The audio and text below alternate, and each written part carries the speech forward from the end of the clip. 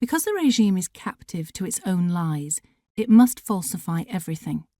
It falsifies the past, it falsifies the present, and it falsifies the future. Václav Havel.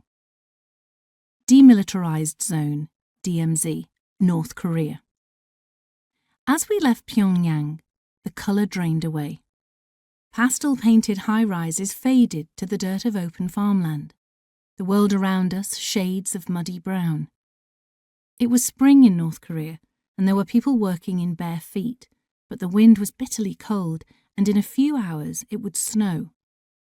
In the hills above us, huge red and white letters spelled out, "We are following our leader wherever he goes." I could list all the clichés at this point. How closed and secretive this country is, how mysterious and dangerous its ruler. Inferred, how brave am I for going there?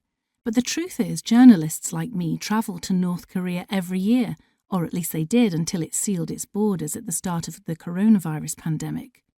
And they surely will again once the restrictions lift.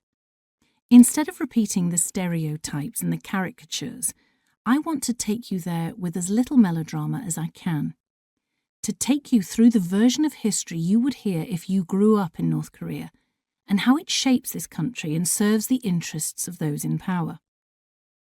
Much of that history is heavily distorted and highly selective, in parts wholly fictional, but the ruling Kim regime presents it to its citizens as fact.